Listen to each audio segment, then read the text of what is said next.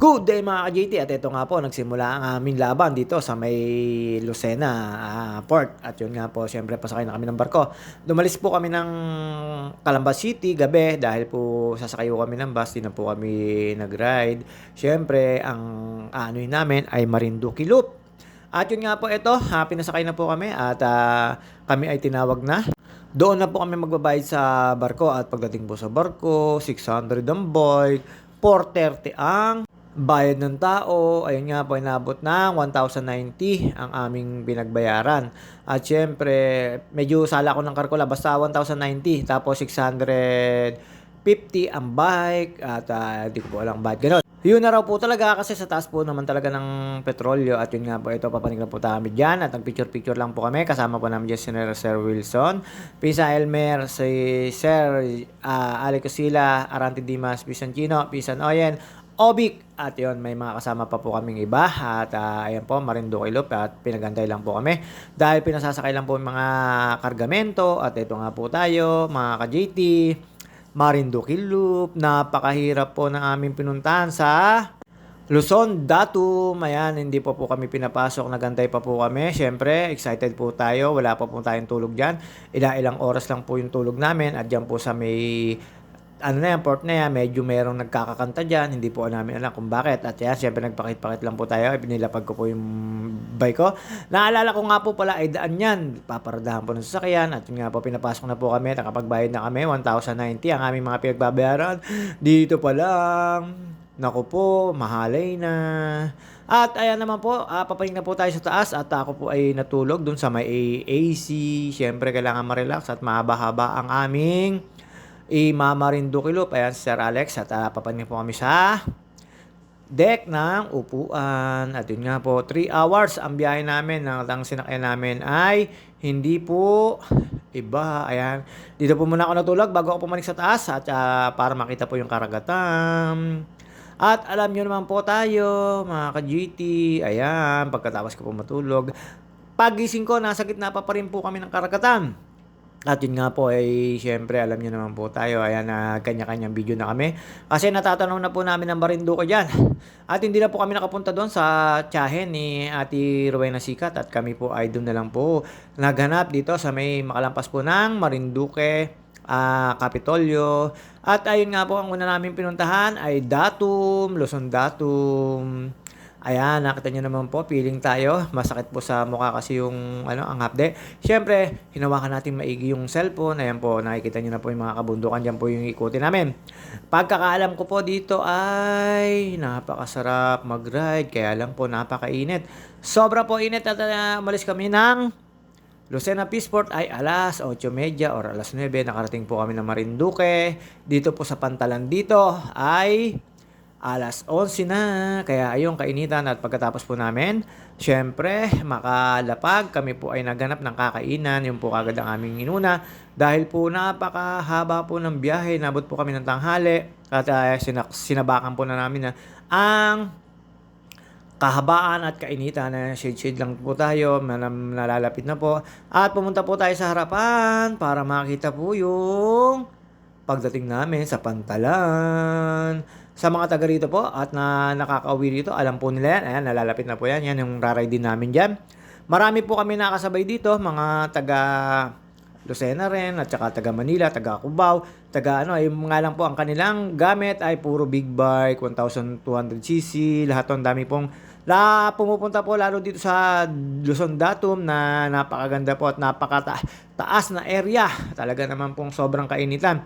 Umaangat po yung unahan pagka po sala ang balance nyo at umi-skid naman po yung puwitan gulong pagka sala rin po yung pwesto nyo sa bike. At ayun nga po, pumesto po tayo sa likod. Ayan, medyo nalalapit na po tayo. Nakita nyo naman po kung gaano kalakas ang hélice ng barko namin sinasakyan. At yun nga po, medyo tayo ay nakalapag na. Umuna-una lang po tayo. Ito po yung unang ride namin. At ito po yung Peaceport. Ito po yung Pantalan na ngayon dito sa Marinduque. Iisa lang naman po ata ang dito pagkakalam ko. First time po. Uy, sana all. JT. Ayan po. Hindi lang po kita yung pinaka pangalan ng Pantalan. At yun nga po, dumire-diretso na po tayo. Siyempre, nasa tabihan dagat tayo. At raride din namin po ito ng paikot lang. 2 days po namin pinalano, pero nasira yung plano namin nung tanghali kaming umano rito. At syempre, alam niyo naman po tayo.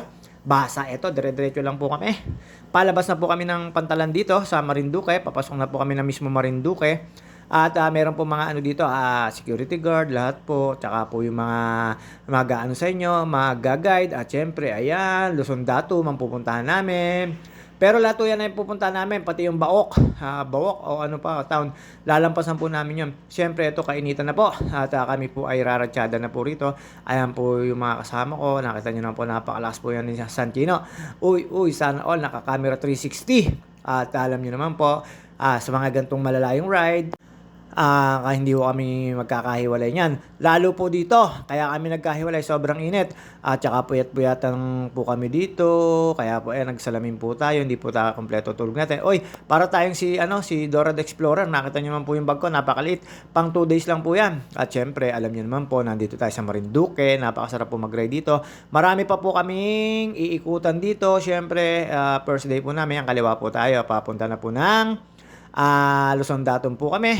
At dire-diretso lang po dito. Ayan, nagsisimula na po yung kabukiran dito. Napakasarap pong umikot dito. Ayan po yung mga kasama ko.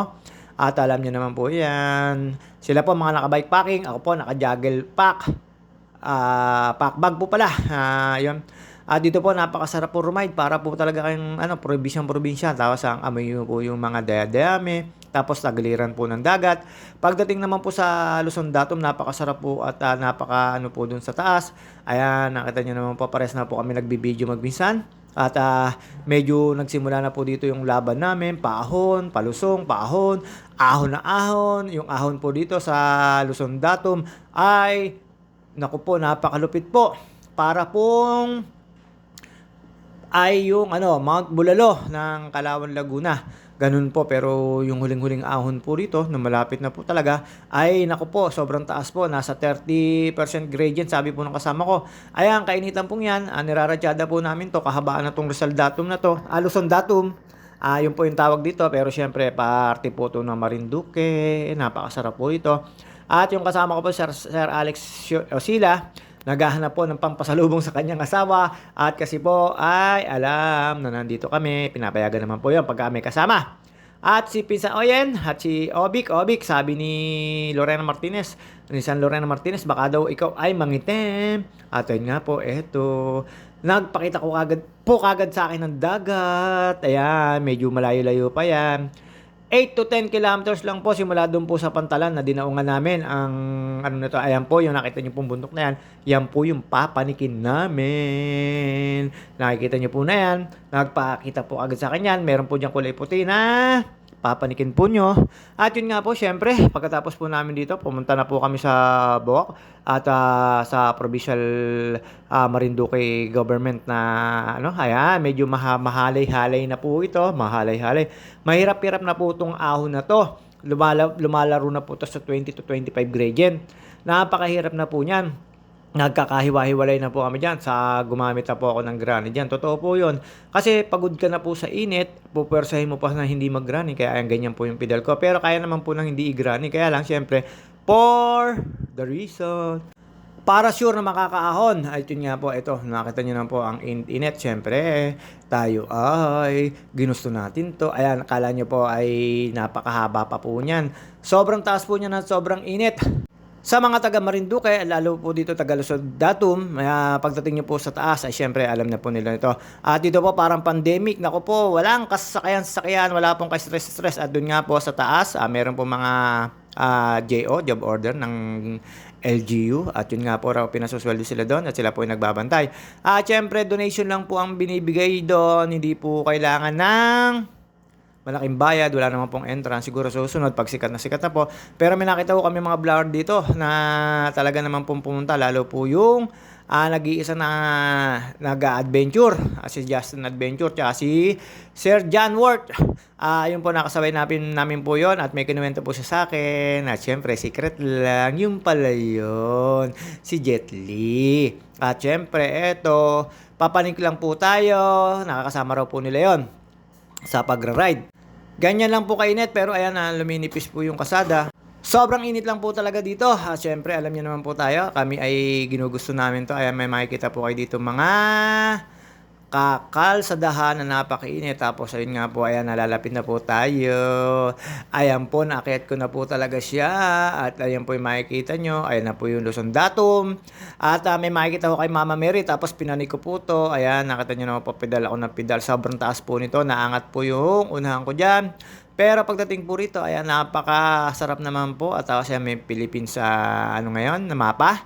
At syempre, alam niyo naman, papanik tayo dito. Alam niyo naman. Tapos may mga nag-drone po rito. Free po yung drone. Hindi po kayo maaano sa drone dito. At ayan, napakaganda at napakainit lang po talaga dito. Syempre, inantay ko po si Napisan Chino dyan. At nauna ko kami dyan nung kasamahan namin. Ayan, makikita nyo po rito. Pagpanik nyo naman po rito, ayan ang kagad na makikita nyo. Hindi ko po alam kung anong parte ng Marinduque yan. Basta dyan, ayan ang makikita nyo. Tapos mga nakasolar po rito. Dito naman po ay wala pong tubig. Deliver lang po daw ang tubig dito. Alam nyo naman dito, napakataas po nito. Ayan, panik lang po tayo. Siyempre, feeling lang po tayo dito. At kailangan po natin na mag-explore dito. Ayan, ganyan kaganda view dito.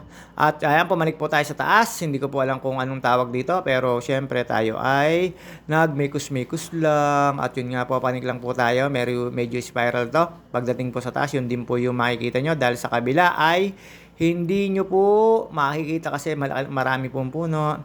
At dito pa meron ako nakita magjojowa. Siyempre, picture-picturean ko. Ano tayo epal-epal tayo. At habang inaantay ko dyan si Santino, siyempre, pagkarating niya, kami ay nag-picture-picture. Ayan. Ganyan po aganda rito. Hindi ko na po makapakita yung kabila dahil hindi po makikita dahil mayroon po mga punong malalaki. Ayan po, inulit ko lang po. At pagkatapos po namin dito, syempre, dumiretso na ho kami sa Buwak. At una mo namin pinuntahan na yung church doon. Ayan. Ganyan po kaganda rito. After po niyan, syempre, baba na po kami. Tinuturo ko po yung kalsadang yan. Yan po yung dinaanan namin. At syempre, ito na po yung Buwak Church. Pagkatapos po nito, diretso po kami sa Kapitolyo, and then pagkatapos po namin sa Kapitolyo, alam niyo na. At ayun nga po, syempre daan po kami dito, picture. Syempre kailangan ng mga souvenir. Hindi po natin alam kung kailan mauulit. Pero dito mahalay po yung talagang barko, pagsakay nyo sa barko. Pero doon po sa tinirahan namin, ay hindi. Ito po yung Kapitolyo na Marinduque. Nadaanan po namin yan. Syempre medyo wala pa ho kami sa kalahati. Nasa 40 kilometers pa lang po yung natatahak namin. Kaya naganap na ho kami ng aming matutulugan. Yung mga arko-arko po rito ng mga bayan, hindi ko po makita kasi ng mga nakatalikod po. Tapos lagi po nakalagay ay ingat sa paglalakbay. Ayan po, ganyan po kaganda. At medyo maliit lang po yung Kapitolyo ng Marinduque rito. At syempre, pagkatapos po rito, kami po ay naganap na ng aming tutulugan. At sa pag-ratsyada po namin sa kalsada, medyo mahaba pa, ilang kilometro pa rin, bago po kami nakahanap ng mga beach na pwede namin tulugan, na murayta lang, 500 lang per night. Tapos, ano pa, aircon pa. Pwede po kayong maligo, pwede nyo po lahat gawin. Ayun nga po, ito, after po dito mag-picture namin, diretso na po kami dito. Napaka-probinsya po talaga, napakasarap po talaga dito. Konti lang po ang sasakyan, medyo hindi na po tayo nagano diyan, hindi na nasisilaw, hindi na po tayo nagsalamin at wala na rin po tayong takip sa mukha. At ito nga po tayo, dire-diretso lang po 'yan. Nakita niyo naman po yung kasama ko, si Sir Wilson, nasa likod yan. Dito naghahanap na po kami ng aming matutulugan dahil po padilim na, kaya po ayun. Habang kami ay pumapadyak diyan, inabot namin ng sunset dun sa aming pinuntahan. Meron po tayo nakita dyan ng mga arko, pero hindi ko po nakita kung anong arko. Sa dire-diretso lang po tayo dito. At yun nga po, tayo ay medyo nagmekos-mekos lang dito. Pero napakasarap po dito sa probinsya na tataas. Masarap po yung kinain namin, kaldereta, tsaka po may sabaw na tinula. At after po nyan, eto na po yan. Nandito na po kami sa isang resort dito na napakamura lang. Inabot po namin ng sunset. At syempre, alam nyo naman po tayo, nagpapahinga lang po. Tao lang po. Low tide po yan kung tawagin. Pero naabot daw po yung tubig dyan, sabi ng may-ari. At saka napakabait po ng may-ari ng ANB Resort. At yun nga po, si Santino pinagsampay pa sa taas at baka malimutan namin. Pero syempre, ang sarap po magpahinga rito. Ayan, makita nyo naman po, ganyan po aganda yung dagat dito. Napapalibutan po talaga ng dagat to. Atong pinuntahan namin, syempre ilulup lang namin. Wala pa po kami sa kalahati, nasa 1/4 pa lang po kami. Ayan, nakita nyo naman po. Iikot-ikot lang po tayo dito at mekos-mekos lang po tayo dito. Napakasarap po tumambay, kararating lang po namin. At yun nga po, ayan, nakita nyo naman po, habang tayo ay nandito, tayo ay nagkumuha ng video, habang kinakausap po kung magkano babayaran, at ayun nga po, pumayag naman po si nanay, yung may-ari na napakabait, na 1,000 lang po sa bawat room. Ganun po kamura dito. At ayun nga po, hindi na po magtatagal ang ating video. Nakita nyo naman po, ang laki ng katawan ko dyan kasi dalawa po yung damit kong suot, na napakainit po rito. At yun nga po, hanggang dito na lang po tayo. See you on my next video.